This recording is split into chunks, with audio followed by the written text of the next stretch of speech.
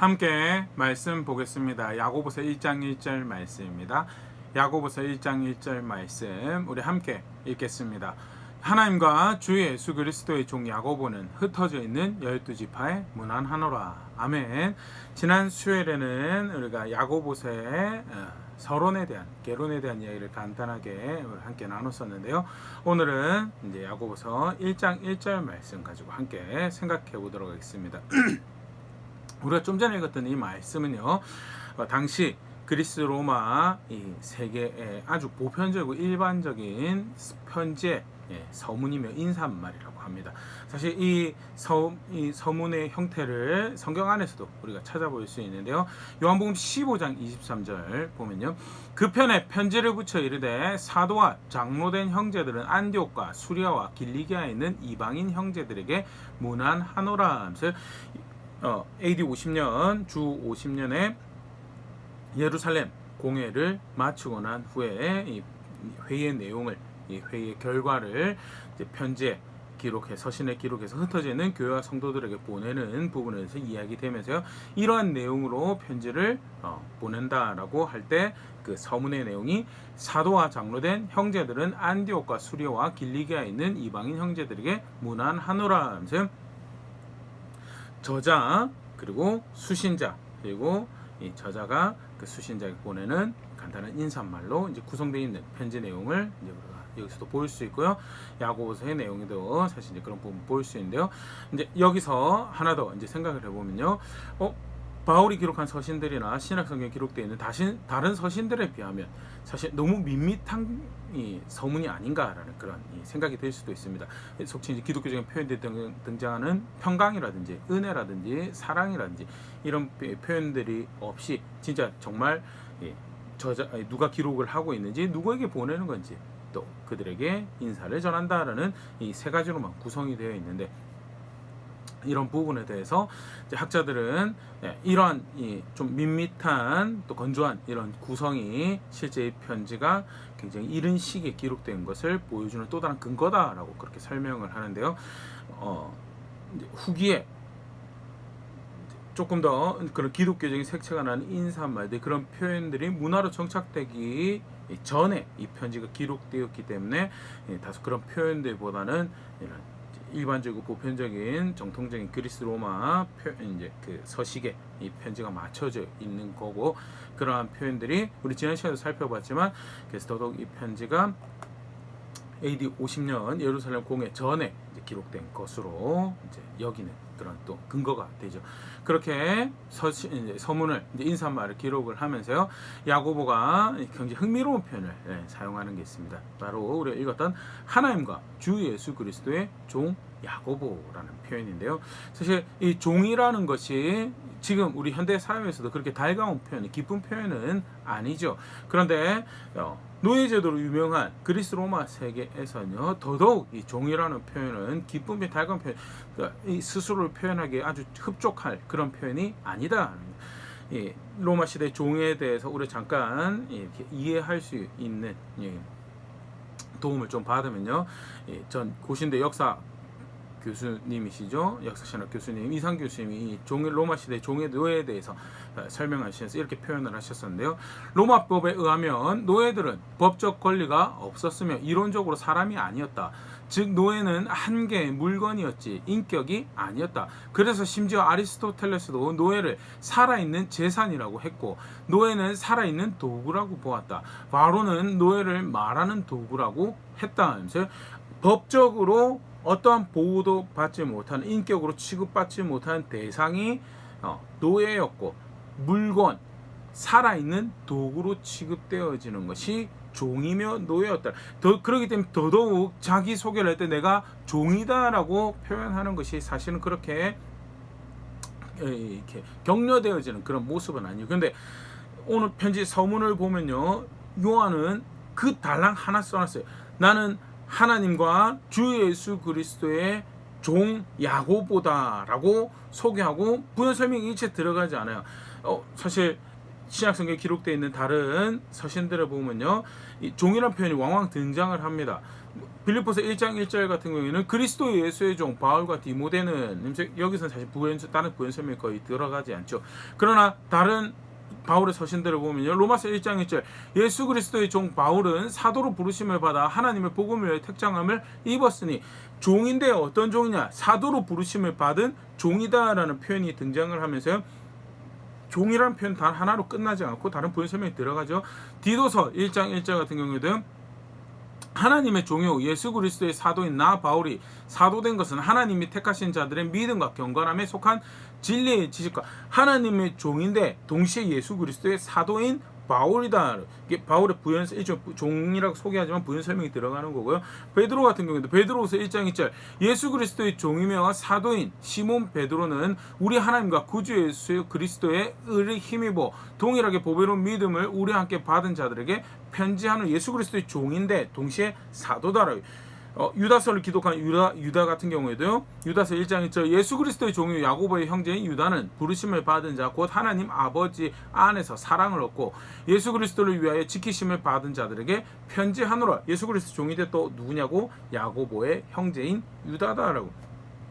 이런 다른 부연 설명 등이 들어가는데, 왜 야고보서에 이 야고보는 종이라는 설명 말고는 다른 설명을 하지 않았을까에 대해서 학자들이 그 이유로 생각하는 것이 한 세 가지 정도가 되는데요. 먼저는요, 굳이 설명하지 않아도 되는 야고보였기 때문에 그렇다라는 거죠. 부연 설명표 사도행전 21장 18절 19절을 보면요, 그 이튿날 바울이 우리와 함께 야고보에게로 들어가니 장로들도 다 있더라. 바울이 무난하고 하나님이 자기의 사역으로 말미암아 이방 가운데 하신 일을 낱낱이 말하니, 이 사도행전 21장의 정황은요, 바울이 세 번째 전도행을 마치고 예루살렘에 이르렀을 때의 모습인데요, 누가 바울이 찾아가서 사역적인 이 하나님께서 행하시는 일에 대한 보고를 하는 대상이 되냐면 야고보라는 사람과 그들과 그 교회의 리더들이었거든요. 사실 당시 이렇게 정황을 보면 물론 베드로도 큰 이름이죠. 예루살렘 교회 이 야고보도 사실은 큰 이름이겠죠. 예루살렘은 교구가 아무리 이제 다른 5대 교구에 비하면 조금 규모가 작다라도 상징성이 있는 곳이었기 때문에 거기도 큰 이름이죠. 그런데 그 비교해서 바울의 이름도 사실은 그 지중해 중심으로 한 일대 세계는 굉장히 큰 이름이었어요. 누가 사실 거기를 일대를 돌아다니면서 대표적으로 사역한 사람이었는가라고 할 때 바울이었거든요.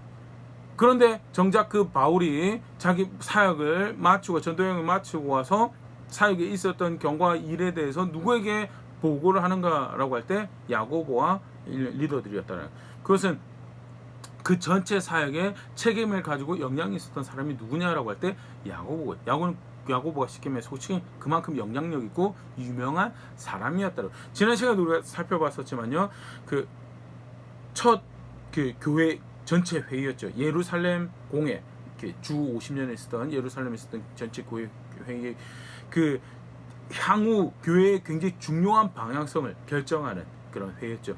사실 그 전에는 주로 이 복음의 사역의 대상이 유대인들이었죠.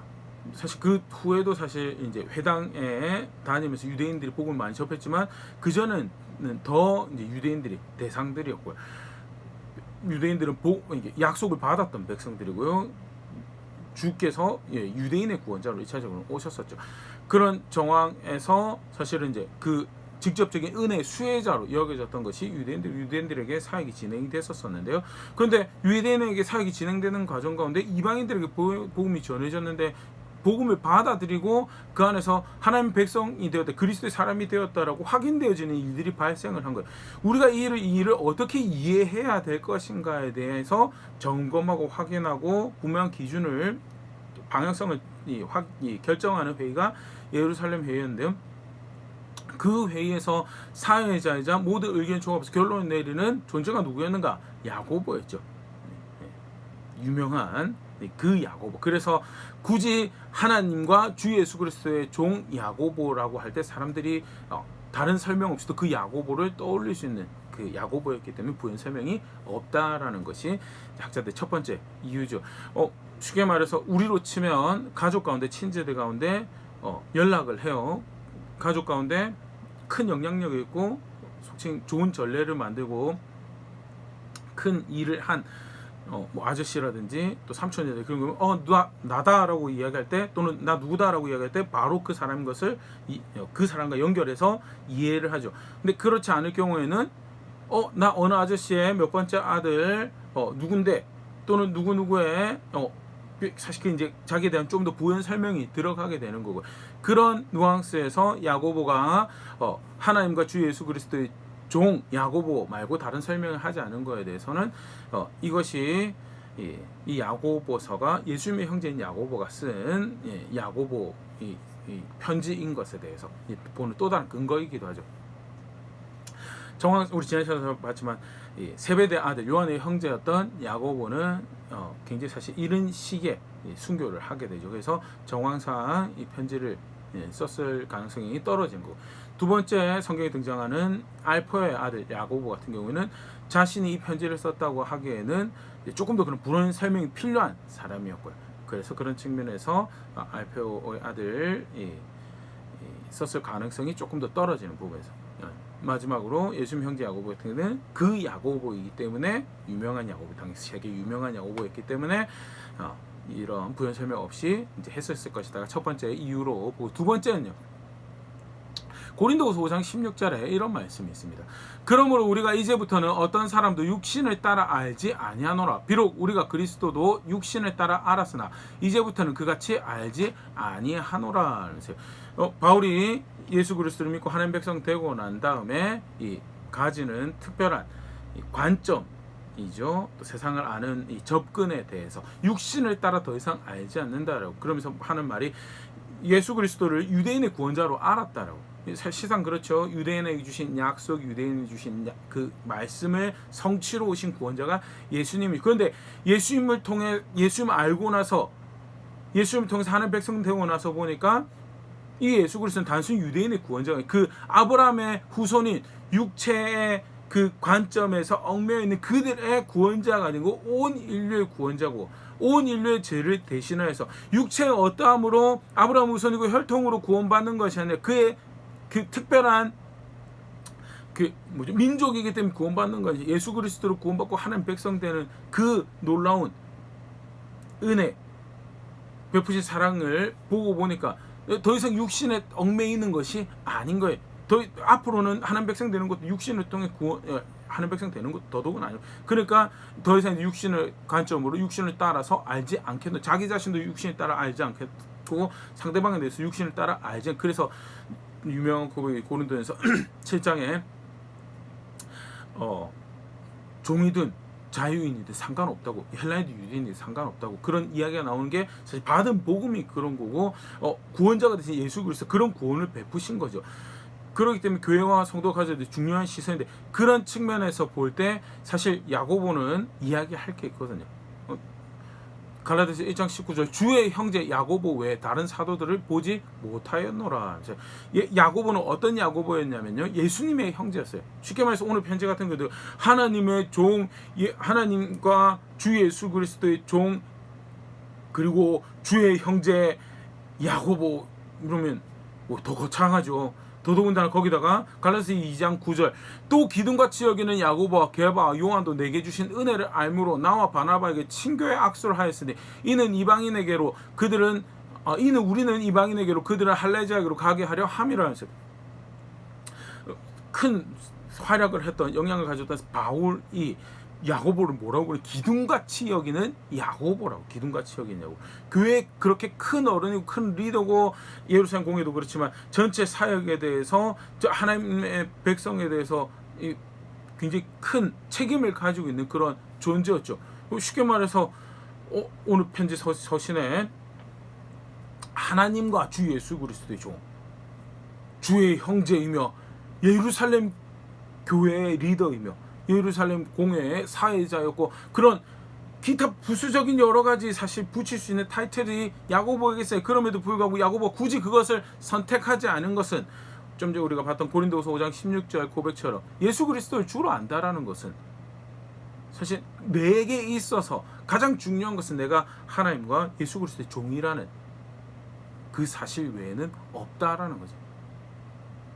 내가 교회를 몇 개 세웠고, 내가 어떤 업적을 하고, 내가 주를 위해서 이런 희생들을 해왔고, 내가 목사였고 권사였고, 사실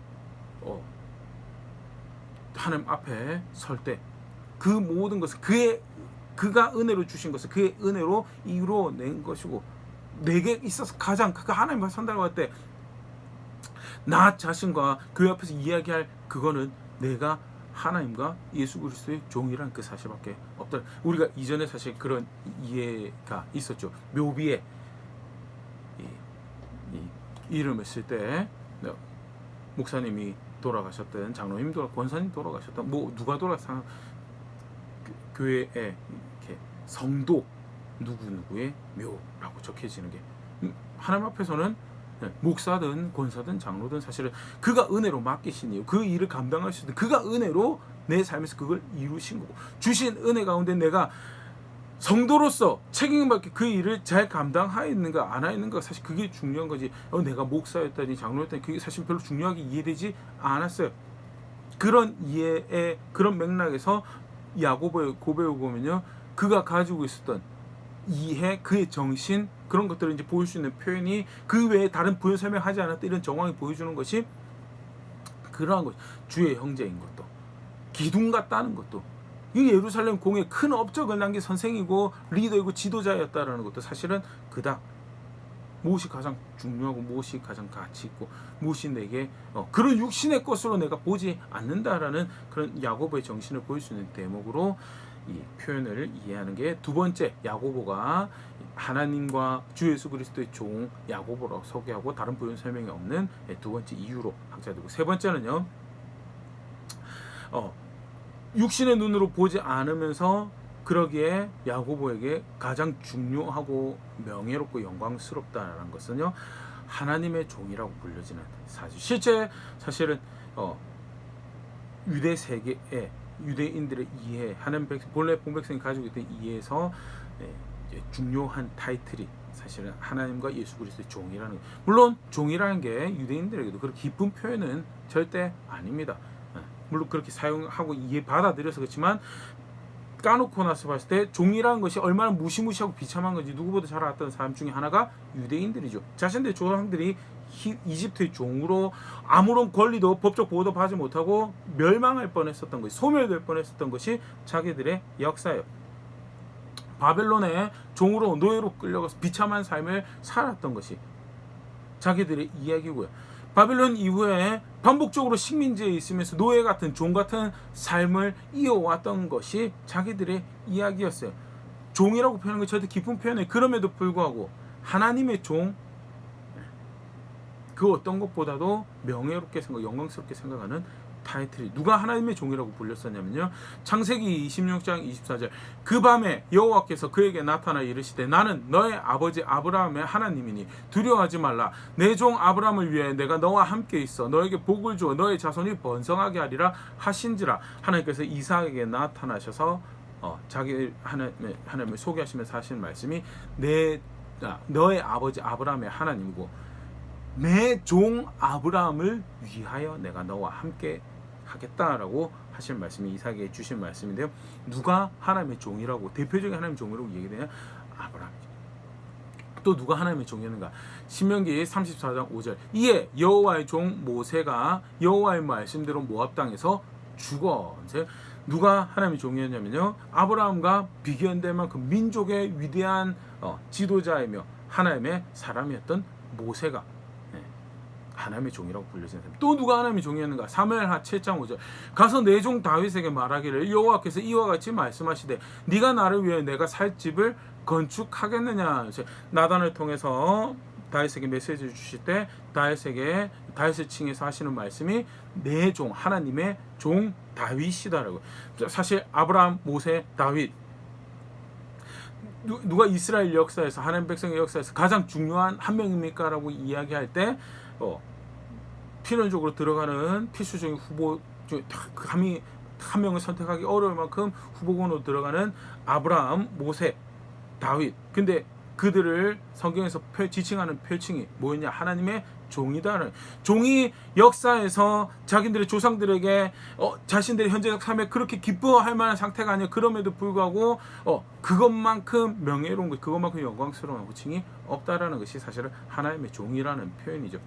또 누가 하나님의 종이었는가? 예레미야 44장 4절. 내가 나의 모든 종 선지자들을 너에게 보내되 끊임없이 보내어 이르게 너희는 내가 미워하는 이 가증한 일을 행하지 말라 하였으니, 하나님 뜻에 자신의 뜻을 내놓고 순종하여서 하나님 말씀을 하나님의 사람들에게 시대별로 전했던 선지자들을 하나님께서 뭐라고 부르시면 하나님의 종이다라고. 그렇게 하나님 뜻을 이뤄가는 사람이, 그렇게 하나님께 자신을 드렸던 사람이 하나님의 종이라고.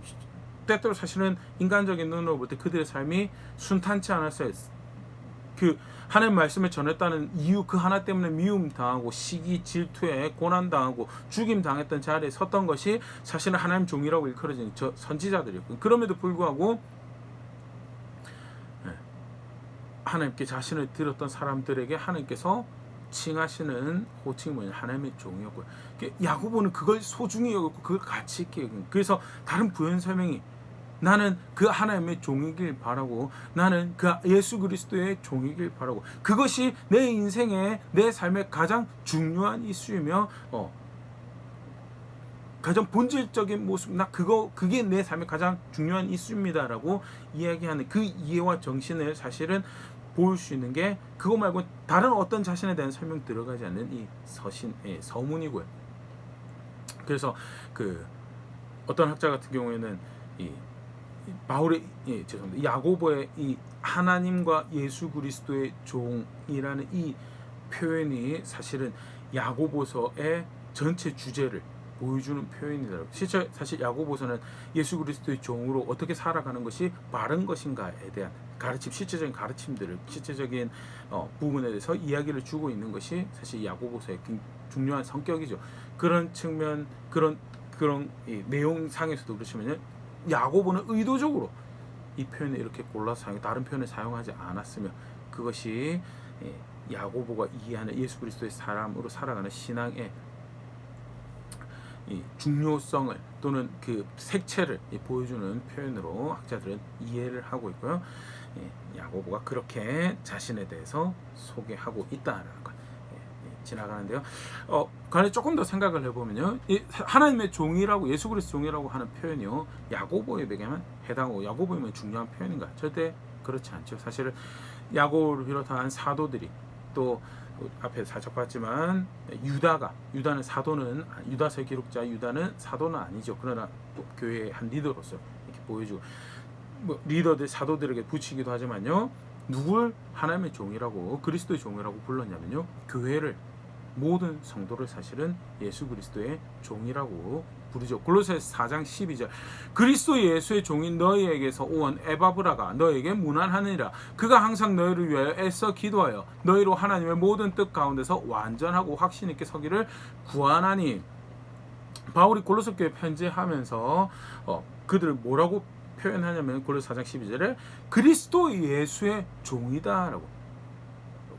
골로새 교회가 특별히 아주 이 리더격에 아주 잘하고 있는, 잘한 것밖에만 없는 교회라서 이렇게 붙였는 거. 완전한 교회라서 세상 사실 골로새 교회가 편지가 담고 있는 내용이 그렇지 않죠. 이슈가 있었고요. 그 이슈로 인해서 바울이 서신을 쓰게 된 거고요. 절대 교회가 완전해서 도덕적으로 우월해서 더 예수님을 많이 닮아서 저런 표현을 쓴 것이 아니다는, 또는 큰 영향력을 가지고 있었기 때문에 그런 표현을 쓴 것이 아니다. 보편적으로 예수 그리스도를 알아 하나님 백성된 모든 교회와 성도가 사실은 하나님의 종이며 예수 그리스도의 종이다라는 것. 오늘 야고보의 고백이요, 사실은 우리의 고백이고 저의 고백이어야 된다라는 거죠. 그러면 예수 그리스도 종이라는 것은 무엇을 의미하는가라고 할 때 크게 오늘 세 가지만 간단하게 생각을 해보면, 먼저는요, 놀라운 구원의 은혜를 받은 자리에 있는 자들이다라는 거죠. 고린도서 6장 19절 20절. 너희 몸은 너희가 하나님께로부터 받은 바 너희 가운데 계신 성령의 전인 줄 알지 못하냐. 너희는 너희 자신의 것이 아니라 값으로 산 것이 되었으니 그런즉 너희 몸으로 하나님께 영광을 돌리라. 여기 사실 종이라는 표현 하나도 들어가지 않지만요, 종이라는 또는 노예라는 그 뉘앙스를 풀풀 풍기는 표현이 등장하죠. 너희 자신 것이 아니다라고. 그리고 더불어서 뭐라고 얘기하냐, 왜 너희 자신 것이 아니냐, 값으로 산 것이 되었다. 그게 사실은 종된 자리고 노예된 자리죠. 예수 그리스도의 종이라고 부른다라는 것은 교회를, 나를, 우리를 예수 그리스도의 종으로 안다라는 것은 그게 예수 그리스도의 나를 아는 모습인데, 그 의미인즉 그가 대가를 지불하여 나를 사셨다. 그가 대가를 지불하여 나를 구원하셨고, 그가 대가를 지불해서 나를 사랑하셨다라는, 그래서 나는 그의 사심받은 그의 소유가 된 존재다라는 것이 종이라는 표현에서 확인이 되어지고, 교회를 왜 종이라고 하는가? 그가 대가를 지불하고 사셨거든. 성도를 왜 종이라고 하는가? 그가 그렇게 은혜를 베푸셔서 그의 것으로 삼으셨거든요. 디모데전서 2장 6절, 그가 모든 사람을 위하여 자기를 대속물로 주셨으니 기약에 이르러 주신 증거니라. 모든 사람을 위하여 자기를 속전으로 주었다라고. 영어로는 랜섬이라고 하는데요, 대가를 지불한 거죠. 대속물로 주었다는 조금 더 뉘앙스가 조금 세게 느껴지는 속전, 랜섬이라는 표현인데요. 제의적인 표현이 아니고요. 법정 관계에서 대가를 지불하고 면하게 해주거나 사오게 되는 그런 이 표현이 등장하는 건데요. 그런 은혜를 받은 거예요. 그런 은혜를.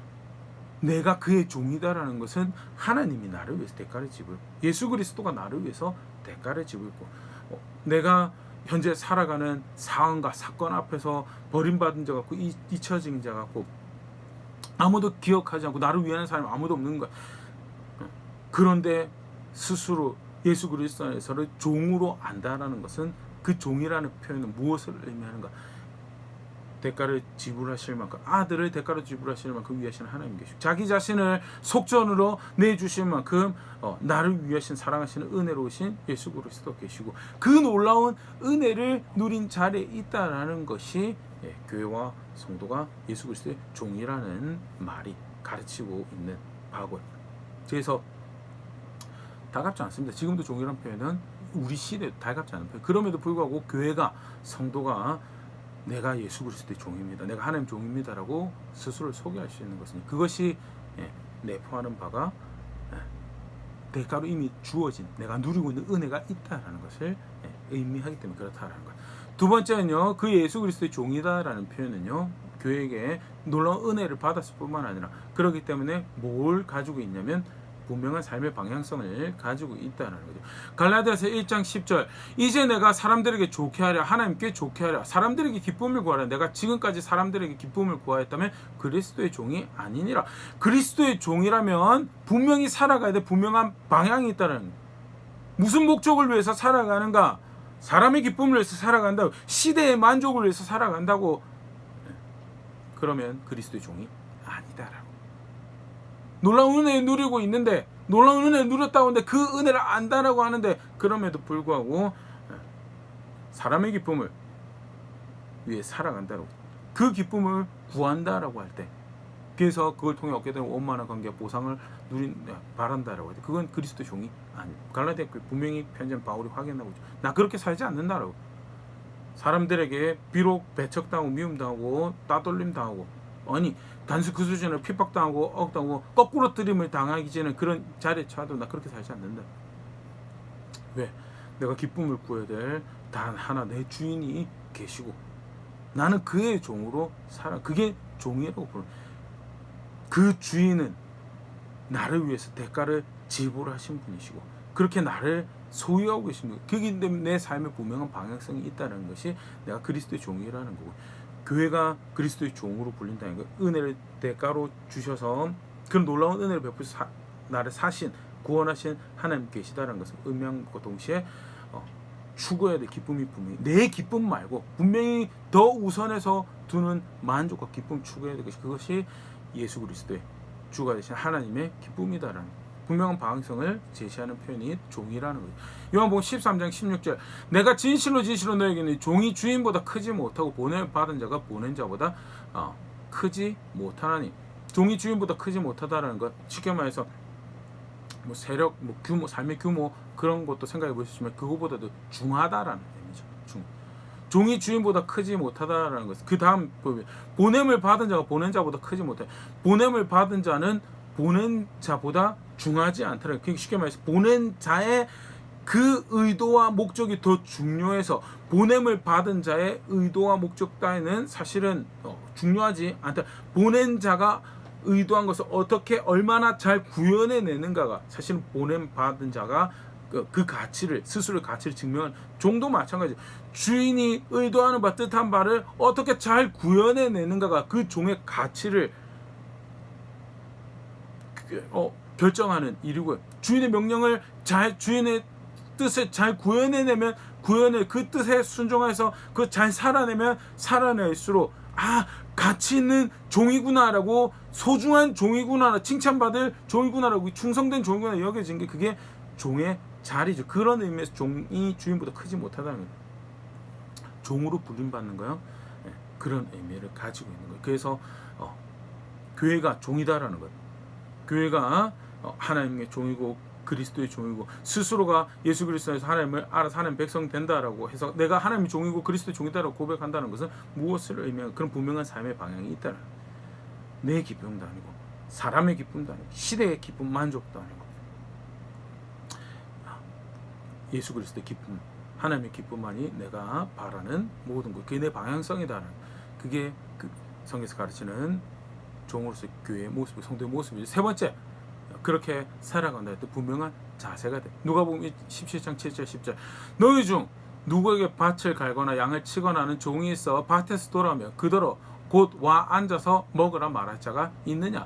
도리어 그더러 내 먹을 것을 준비하고 띠를 띠고 내가 먹고 마시는 동안에 수종 들고 너는 그 후에 먹고 마시라 하지 않겠느냐. 명한 대로 하였다고 종에게 감사하겠느냐. 이와 같이 너희도 명령받은 것을 다 행한 후에 이르기를 우리는 무익한 종이라 우리의 하여야 할 일을 한 것뿐이라 할지니라. 저게 종의 가지는 자세죠.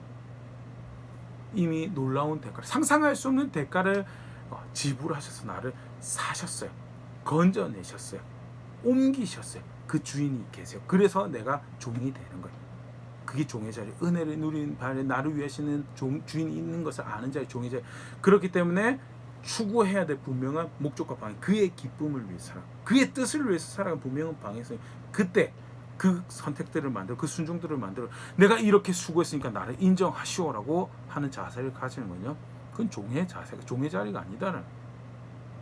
그거는 그 대가를 지불해서 나를 사셨다라는 그 은혜를 알지 못하는 배은망덕한 자리죠. 사실은 어떤 자리에 있었는데 그가 건져내서 살게 하셨고, 그가 대가를 지불해서 그 은혜를 베풀어 살게 하셨고, 그렇기 때문에 무익한 종이다라고, 하여야 할 일을 한 것뿐이다라고, 나는 다만 당신의 종이었다라고 기억되길 바랍니다. 나는 다만 그 뜻을 이루어낸 종이라고, 신실한 종이라고 칭찬받는 그거 하나면 내 기쁨이 됩니다라고 살아가는 자세로 살아가는 거지. 내가 교회를 위해서 이런 헌신을 했는데 나는 왜 이런 칭찬 안 해주고 보상을 안 해주십니까? 내가 이런 업적들랑 이런 수고를 했는데 왜 인정 안 해?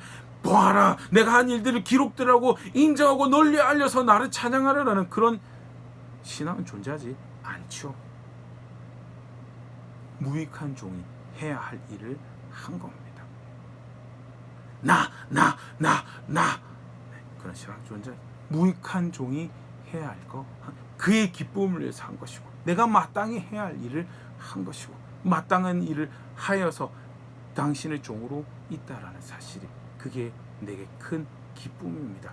그게 하나님과 주 예수 그리스도의 종 야고보입니다라고 소개하는 야고보의 정신과 그걸 통해 보여주는 오늘 신약교회가 우리가 고백해야 될 신앙의 모습이라는 거죠. 어떤 자리에 있는지 말씀을 다시 한번 고민해 보실 수 있으면 좋을 것 같고요. 종이라는 자리가 참 거부감 되는 자리입니다. 사실 그러나 종이라는 자리가 우리가 뒤에 살펴본 것처럼 사실은 얼마나 놀라운 은혜를, 대가를, 나를 위해서 대가를 지불하신 하나님 계신다라는 것을 분명히 하는 표현이기 때문에, 그래서 서슴지 않고 바울도 내가 종이다, 베드로도 내가 종, 야고보도 내가 종이다, 유다도 내가 종이다라고, 교회 너희도 종이다라고 이야기하고 그렇게 그 시대를 살아갔던 것이 교회의 모습이었고, 이게 기꺼이 종이라는 고백을 기쁨으로 하는 자리는 제가 우리가 될 수 있으면 좋고, 나아가서 그러기 때문에 분명한 삶의 방향이 있죠. 내 기쁨이 아니고 다른 사람의 기쁨이 아니고 다른 주인의 기쁨에 기뻐야 돼. 유일한 한 주인의 그 기쁨에서 다름질하며 마땅히 종으로 살아갈 자세를 겸손하게 취하며 그리고 신실하게 그거면 기쁨이 됩니다라고 고백하는 자리가 우리가 우리 신앙을 고백하는 제가 저의 신앙을 고백하는 그런 걸음걸음 되길 바라고요. 그렇게 함께 자라가는 교회 될 수 있으면 좋을 것 같습니다.